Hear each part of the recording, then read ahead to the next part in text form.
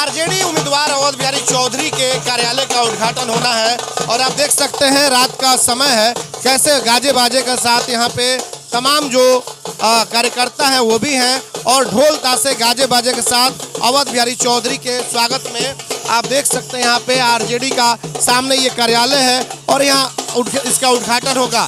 अवध बिहारी चौधरी अभी थोड़ी देर में आएंगे। तमाम इनके जो समर्थक हैं, तमाम जो ढोल ताशे के साथ हैं, ये सभी लोग यहाँ पर पहुँचे हुए हैं। लोगों से बात करते हैं, क्या होगा इस बार सीवान में? सीवान में इस बार जो है सत्ता परिवर्तन की लहर है और सत्ता परिवर्तन के लहर में जो है अवध बिहारी जीतने जा रहा है। इस जीत को कोई नहीं रोक सकता है, नहीं रोक सकता है। बीजेपी और निर्दलीय कई लोग खड़े हो गए, कोई खड़ा होने से कोई मकसद नहीं है, इसलिए कि उन लोग आपस में लड़ रहे हैं। अवध बिहारी से कोई लड़ाई नहीं है, कोई लड़ाई नहीं है, नहीं है। अच्छा, तो इस बार क्या आप लोग करने जा रहे हैं? मैरवा की जनता क्या करेगी? मैरवा की जनता जो है अवध बिहारी को लालटेन पर बटन दबा करके विजयी बना करके दिल्ली भेज। अपना नाम करिए। रुदल सिंह कुशवाहा। बताइए क्या होगा? मैरवा की जनता इस बार क्या करने जा रही है? अवध बिहारी को जिताएंगे हम लोग। अवध बिहारी को जिताएंगे? हाँ। ये कार्यालय पर है इसीलिए तो बोल रहे हैं क्या? नहीं, सच बोल रहे हैं। अच्छा, सच बोल रहे हैं। हाँ, बीजेपी को उखाड़ फेंकना है। बीजेपी को कैसे उखाड़ फेंकेंगे भाई? वो लोग तो 400 पार की बातें कर रहे हैं। 400 पार की बात झूठा वादा कर रहे हैं वो लोग। नौजवान को नौकरी देने के लिए 2 करोड़ बोले थे साल में, अभी तक नहीं मिला। हाँ, सेल बेच दिया, भेल बेच दिया, हाँ, हवाई अड्डा बेच दिया। वो लोग कहते हैं कि जंगल राज को फिर से नहीं आने देंगे। नहीं, वो लोग को मुद्दा ही नहीं है कोई बात करने के लिए। वो लोग रोजी रोजगार पर थोड़ी बात करते हैं। वो लोग खाली मंदिर मस्जिद की बात करते हैं। हाँ, बताइए क्या कहेंगे? क्या कहेंगे? बीजेपी कभी भी आई है तो महंगाई के तो रोक किया है। और जो उसने कहा था जी अब की बार मोदी सरकार, जो उन्होंने कहा था जी महंगाई के मार मोदी सरकार, जब इन्होंने महंगाई की बात करी तो महंगाई तो ख़त्म हुई नहीं, महंगाई बढ़ गई। तो उनको कहने से ना कहने से कोई फ़ायदा नहीं पड़ा। जब सुमित्री रानी ने बोला था जो 400 रुपया सिलेंडर मिलेगा अमेठी में, सुने होंगे, आपने सुने भी होंगे, और उन्होंने बोला था 13 रुपये किलो चीनी मिलेगा। जी बीजेपी वाले तो मेरे को लगता है 100 में 99% ही झूठ बोलते हैं।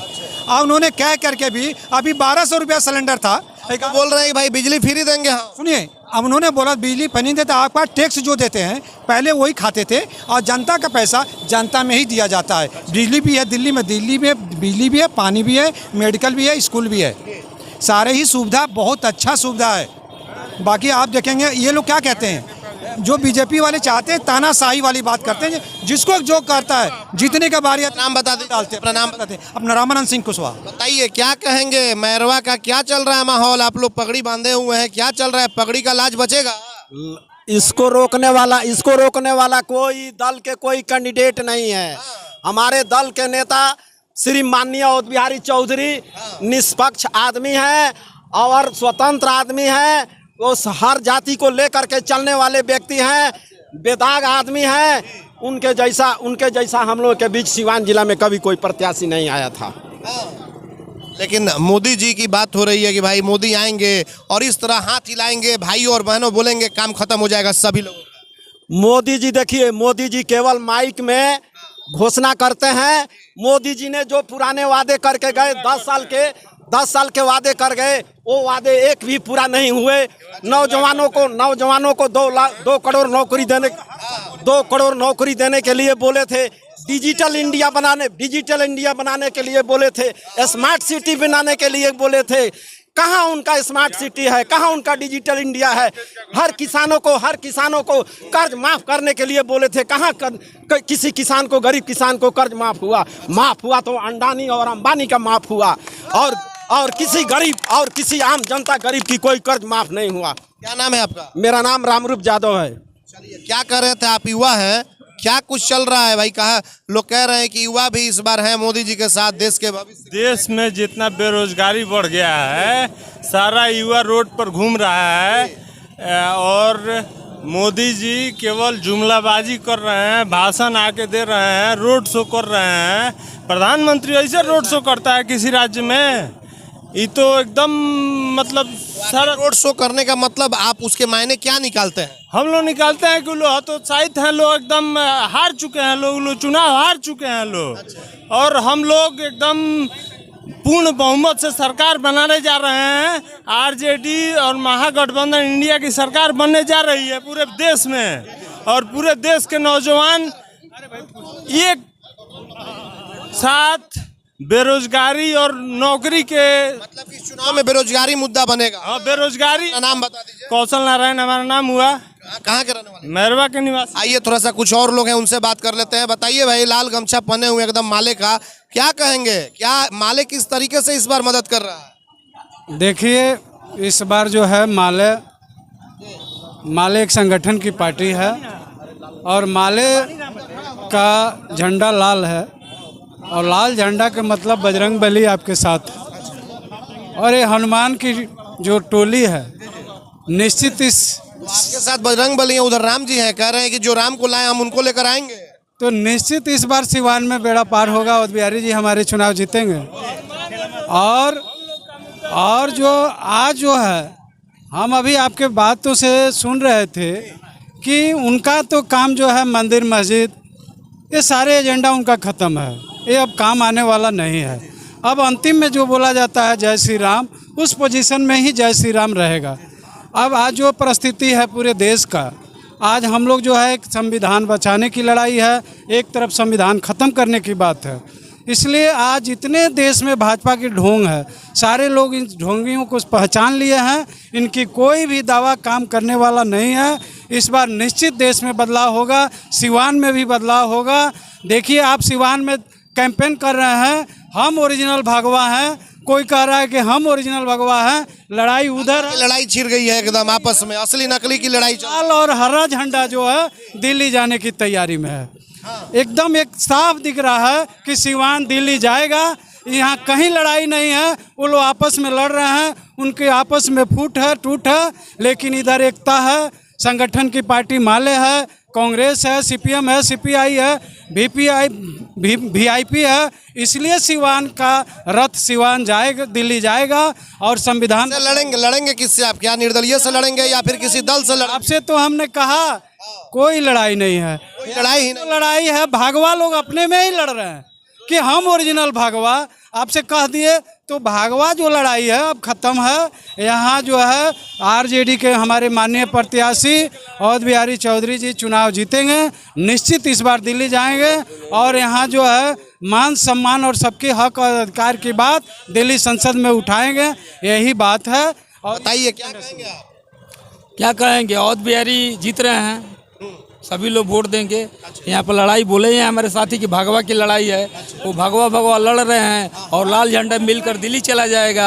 ये लोग बीच में पर बंदरबाट कर लेंगे वोट का। हम लोग एकजुट वोट है, हम लोग जीतेंगे। आप लोग जीतेंगे एकदम दावा ठोक कर? एकदम दावा ठोक कर रहे हैं। और लोग हैं और रोकने के लिए तैयार हैं, चाहे वो एनडीए के लोग हैं या निर्दलीय लोग हो। वो कहे रोके, वो लोग आपस में लड़ रहे हैं कि हम भागवा ओरिजिनल, तो हम भगवान हैं। सब भागवाधारी एक हुए हैं, आपस में लड़ रहे हैं, कोई नकली है कोई असली है।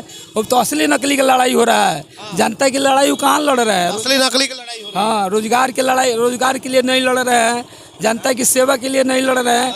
वो लोग अपने असली और नकली कर रहे हैं, हम असली हैं तो हम असली हैं। उनकी वो लड़ाई है, हमारी लड़ाई है, रोजगार की लड़ाई है, शिक्षा के स्वास्थ्य का, हम इसके लिए लड़ रहे हैं। बिल्कुल, तो आप जी बिल्कुल, आप अपना नाम बताइए। मेरा नाम है सुरेंद्र प्रसाद विश्वकर्मा, नगर सचिव भकपा माले। कौन जी? बताइए क्या बोल रहे हैं, बताइए क्या नाम हुआ आपका? मोहम्मद इसहाक अंसारी, जिला उपाध्यक्ष इंसाफ मंच। आज जिस परिस्थिति में ये इलेक्शन हो रहा है हिंदुस्तान के अंदर, तो देखें दो खेमे की लड़ाई है। ये जितने भी आप वो देख रहे हैं, दुनिया भर के जो कैंडिडेट दिख रहे हैं यहाँ पे, तो इस तरीके की कोई बात नहीं है। देश के अंदर जो मेन पॉपुलेशन है वो इस बात को जानता है कि आज जो लड़ाई है वो देश को बचाने के और संविधान को बचाने की लड़ाई है। ये आम चुनाव से बिल्कुल हट करके ये चुनाव हो रहा है।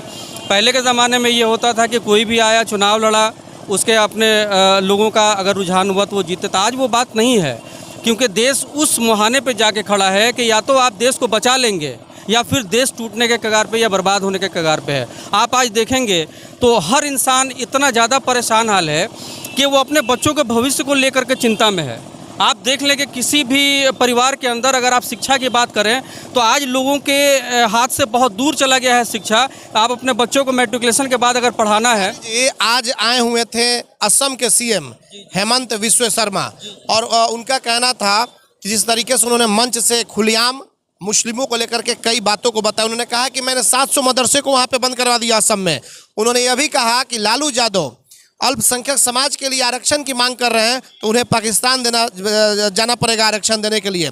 बहुत सारी चीज़ें हुई। 3 तलाक के भी मामले पर बोले कि ये ख़त्म होना चाहिए, और उन्होंने ये भी कहा कि राम जो अयोध्या मंदिर है वो बन गया और अब सरकार हमारी आ रही है तो हम लोग मथुरा का ज्ञान व्यापी मंदिर को बनवाएंगे। क्या कहेंगे आप? देखिए, काठ की हांडी बार बार नहीं चढ़ती है और ये हांडी बिल्कुल उस पोजीशन में चली गई है कि उसके अंदर सिवाय कालिख के कुछ है नहीं।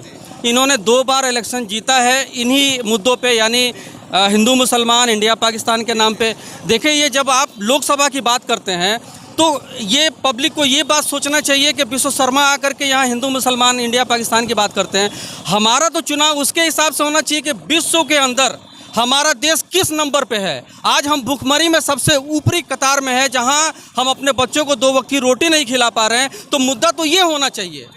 अगर ऐसे मुख्यमंत्री अगर भाजपा के पास हैं जो जिनके पास कोई मुद्दा नहीं है, ना शिक्षा का मुद्दा है, ना भुखमरी का मुद्दा है और ना स्वास्थ्य का मुद्दा है, तो आप कितनी बार ये हिंदू मुसलमान करेंगे? ये आज हिंदू वर्ग भी इस बात को समझ चुका है कि हम लोगों को बार बार ठगा गया है हिंदू मुसलमान के नाम पे। ये देश गंगा जमुनी तहजीब का देश है। यहाँ पे अगर हम आज़ादी की बात कर लें तो आज़ादी के वक्त में ये लोग कहाँ थे?